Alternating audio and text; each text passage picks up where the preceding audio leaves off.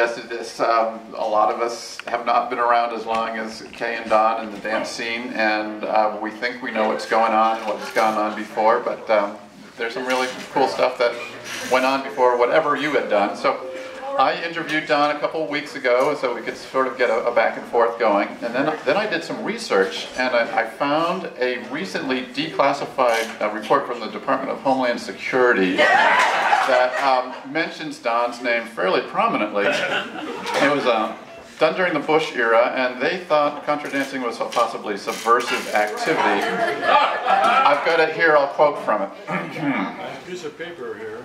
Yes, computerized scans of internet traffic have revealed a correlation between the term contra dancing and other suspicious keywords.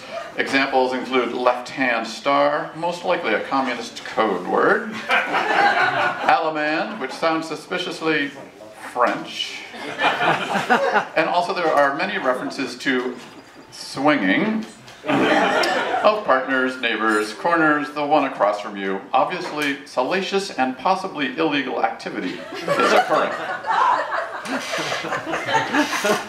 Contra dancing in the Northwest appears to have emerged in the mid to late 1970s, and a name closely associated with this subculture since its earliest days as an Olympia resident known as Donald is this thing on Lennartson. Working with his wife and co-conspirator, Kay Fast Fingers Atwood, Lennartson appears to be a founding member of the cabal that turned Olympia into a hotbed of contra dancing activity. He is well known in the movement as a ringleader, or as insiders prefer to say, dance caller.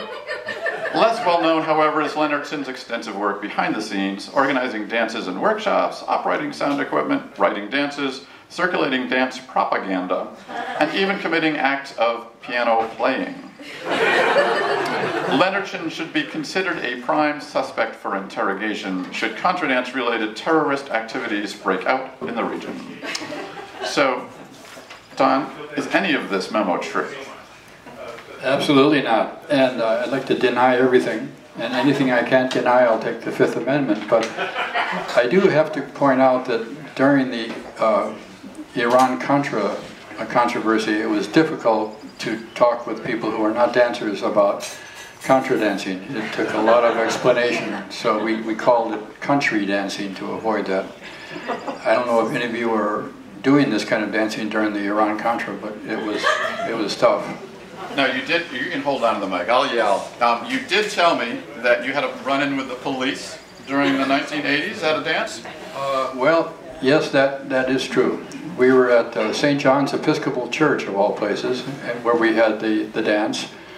And it's up at, what, 19th and Capitol Way, something like that. Beautiful hall. It was a hot night, and the windows were open, and the band was cranking it up, and someone called the cops.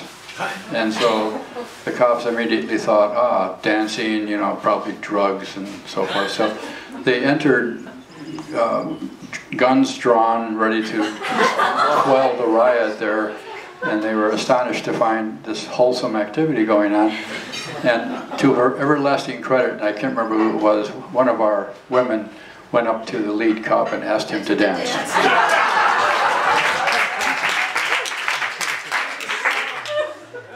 All right, so at St. John's, that was 1982 to 1984. Was that the first contra dance in Olympia? Actually not. The dance really started out at Evergreen in the organic farm. Was anyone here that ever went to the, yeah, Tom was there. The organic farm was a place that had lots of posts, so you had to dance around all the posts to get there. And what would happen is the band would be whoever turned up to play, and they would go in the kitchen and they would try to find out if they all knew the same tune at some point.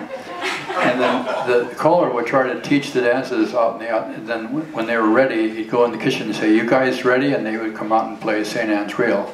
Time after time. We put the bottle of whiskey away when you came in the kitchen. So you were involved, I believe, with Jim Rimshaw, helping to do that dance, and then Jim moved away, and he passed the torch on to you. How did that happen?